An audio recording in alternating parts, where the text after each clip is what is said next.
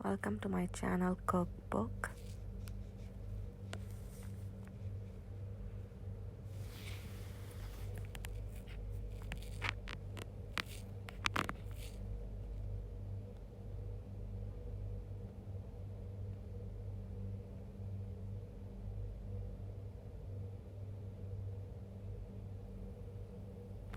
आज की हमारी रेसिपी है बिरयानी की।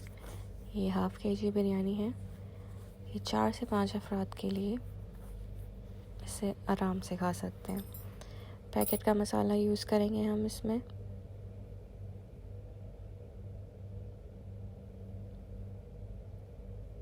बिरयानी बनाने के लिए आपको चाहिए होंगे हाफ़ पैकेट बिरयानी मसाला, कोई सा भी ले लें आप। बॉम्बे बिरयानी से बहुत अच्छी बिरयानी बनती है। हाफ़ कप तेल, 2 अदद मीडियम प्याज। अगर आपके पास बड़ी प्याज है तो 2 प्याज भी आप ले सकते हैं, मीडियम है तो 3 लें।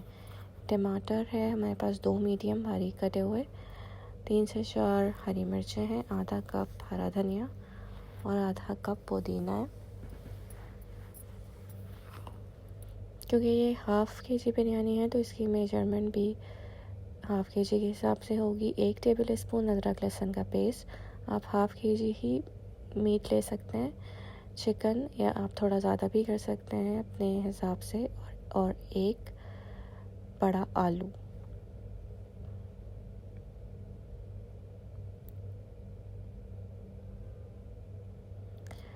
तीन कप राइस हैं जो मैंने पानी में पहले भिगो के रख दिए हैं।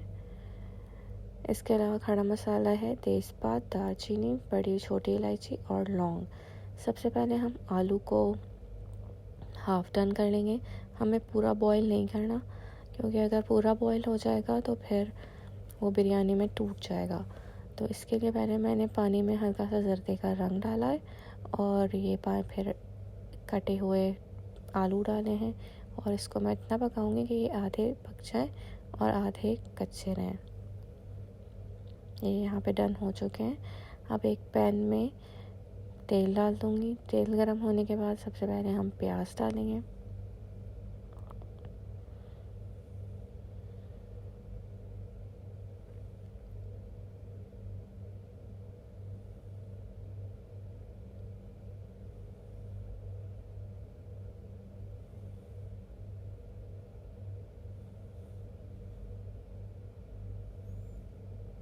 प्याज को हमें डार्क ब्राउन करना है, मतलब थोड़ा सही तरीके से ब्राउन करना है, लाइट ब्राउन नहीं रखना, क्योंकि ग्रेवी का कलर ही प्याज के अच्छे ब्राउन होने से आता है। अगर हमारी प्याज हल्की ब्राउन होगी तो ग्रेवी का कलर भी अच्छा नहीं आएगा। इसके बाद मैंने इसमें टोमेटोज़ डाल दिए हैं, अदरक लहसुन का पेस्ट, और अब इसको हम थोड़ा भूनेंगे।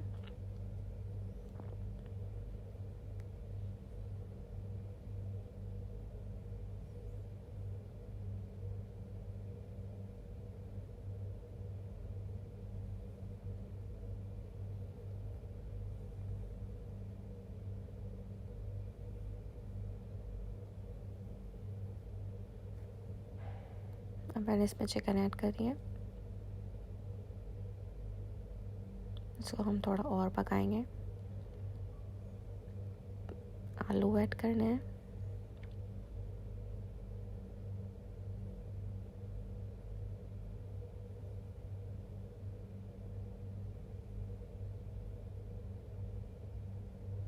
हरी मिर्चें डालेंगे और सारे जितने ये ग्रीन हमारे पास थी चीज़ें, मिंट एंड कोरिएंडर, वो डाल के इसको गलने के लिए छोड़ देंगे। कवर कर देंगे, फ्लेम को थोड़ा स्लो कर देंगे, क्योंकि हमें हर चीज़ कुक करनी है अच्छी तरीके से।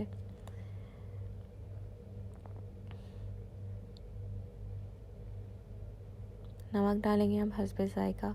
मसाला हमें सबसे लास्ट में डालना है, जब चीज़ें तकरीबन गल जाएं सारी, तब हम एंड में मसाला डालेंगे, बिरयानी मसाला।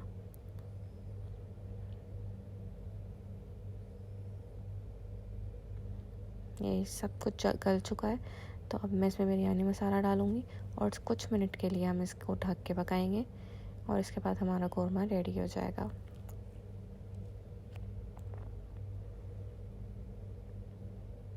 ये हमारा कोरमा बिल्कुल रेडी है।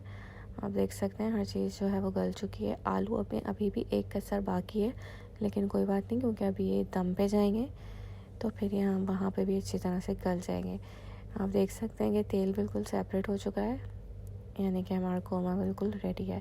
ہم یہی والا تیل یوز کریں گے بریانی کو دم دینے کے لیے. اب چاول بنانے کے لیے پانی بوائل کرنے چڑھانا ہے. اس میں سب سے پہلے ہمیں نمک ڈالنا ہے اور سارے کھڑے مسالے ڈال دینے ہیں اور پانی کو بہت تیز بوائل کرنا ہے. پانی کا بوائل ہونا بہت ضروری ہے. ٹھنڈے پانی میں اگر آپ رائس ڈال دیں گے تو آپ کے رائس اچھی طرح سے نہیں پکیں گے، تو پانی بالکل ابلتا ہوا ہونا ضروری ہے. میں نے اس میں رائس ایڈ کر دی ہیں اور اب میں اس کو چیک کروں گی. رائس بھی ہمیں ایک کسر چھوڑ کے بوائل کرنا ہے. پورے فلی بوائل کرنے سے دم پہ ٹوٹنے لگتے ہیں.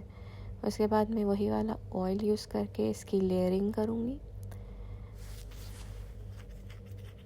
سب سے پہلے میں نے آئل کی لیئر ڈالی تھی، پھر میں نے رائس ڈالا اور اس کے بعد اب میں میٹ کے ساتھ اس کی لیئرنگ کروں گی.